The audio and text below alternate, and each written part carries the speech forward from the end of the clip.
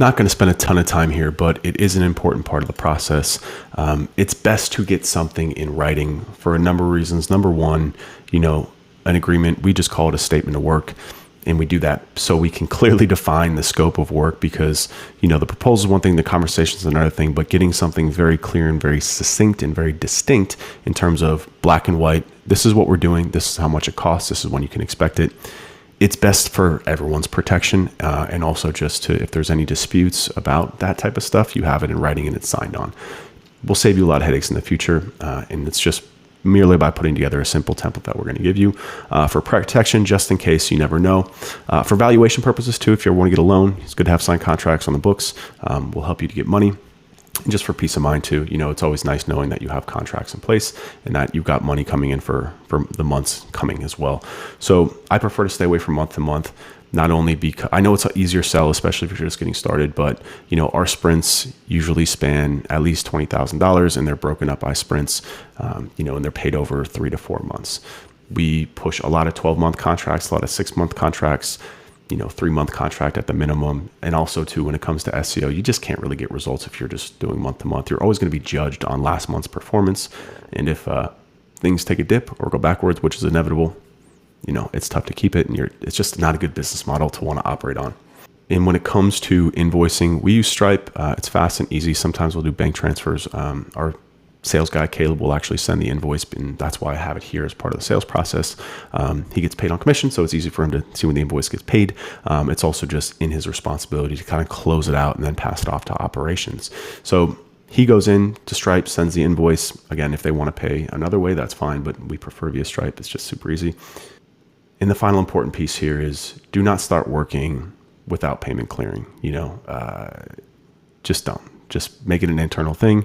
If your payment, we're not going to onboard you until your invoice is paid. Pretty standard, but a lot of people don't do it and it ties up cash. Just not fun to have to be chasing things down. It's just one less thing you have to worry about. So now what we're going to do is we're going to jump into the SOW template that we're going to give you, the agreement template.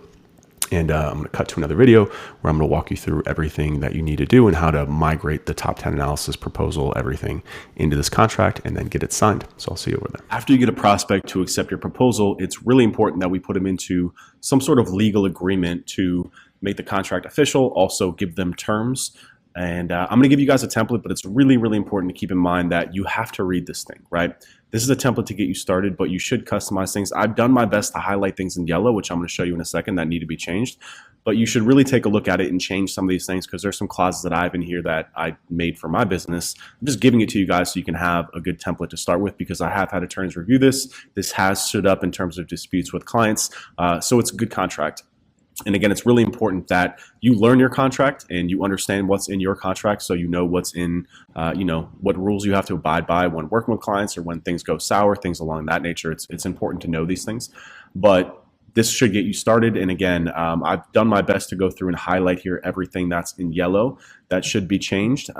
Again, please make sure to read this. I don't want you to just take this and copy and paste and send it to your clients. Not only do you want to change some things that I have in here, because this is for the state of Florida. You can see here all sorts of other things, but also, again, you have to know what's in these contracts. It's really important. This is not a throwaway thing. This is to protect your business. This is to make sure that you get paid. Even if a client, has issues, you still want to make sure that you get paid. You work really hard to get this person to this point. We have to get them into a contract, right? So again, just goes through all these different things here. What I do want to cover is a few things. There's 3 exhibits that I have in these agreements. Exhibit A is basically the scope of work. I'm literally just grabbing this. This is pretty much a templated for me because I'm just putting in everything that I pitched. So all you really got to do is just go through the proposal or the pricing and just see the deliverables that you pitched and put them in here. You might have to add hours in here. I tend to not put hours in here even though I'm pitching hours, which I'll show you in a second, just to verify that for you. So you may have to put hours in here, really going to be up to you guys. I haven't really had any pushback. This is kind of the beginning of that part where I go from pitching hours to not tracking and sending hours reports to clients. So they understand that those hours are going towards the work, the deliverables. That's really the output of our work, not the hours. So I've gotten by with this, but you may have to add in the number of hours, which isn't really that big of a deal. Some clients, prospects might also request that you make this, just blow this out a little bit. Again, I gave you kind of the bare minimum here. This is the easiest thing. Honestly, the less work that we can do, the better, the more time it's going to save us. Because if you have to spend 5 hours on each one of these agreements, it's not going to be fun. So the goal is to get these things done as quick as possible. So this is the templatized thing for you. All you gotta do is add or remove what you're doing or not doing for them over the life of the contract. This is also important too. This stipulates the payment terms. So whether or not they're gonna be paying per month, paying in bulk, what have you, blah, blah, blah. And all I'm doing is I'm putting down the monthly cost of the result of our hours, which I built into this pricing document for you guys. So you go through, you do the pricing, and then here in this sheet 12 tab here, let's call this hours or something, I don't know. You're just gonna copy and paste this, right? So this is gonna calculate the actuals based on the hours.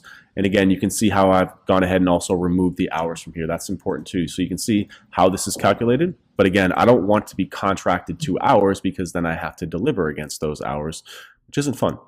So I want to remove those numbers from the contract at the very least. Again, you guys can format that how you see fit. And then Exhibit C is expenses. So usually what I'll put in here is link building expenses. Again, in the proposal, it clearly states that links are not included within your service offering. Again, you guys can choose to add them in if you see fit.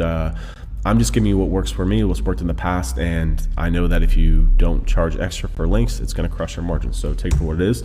Another one here is content writing expenses, right? We don't write content. If you write content, I strongly suggest that you get paid to write that content, and you get paid well for it. So those should be expenses. This clearly states that, hey, you're contracting us for this number of hours, aka these set of deliverables. Over this period of time, this is how much you're going to pay per month. This is for this work. And then also, if you want us to acquire links, if you want us to write content, that's going to cost you extra too, and that's going to be billed as an expense each month. So just send them an email, say, hey, this content is going to cost you, $500 per month to write these 2 posts. Done. So yeah, that's pretty much it. That's this contract. As always, if you guys have any questions, please hit us up in Slack. See you in the next video.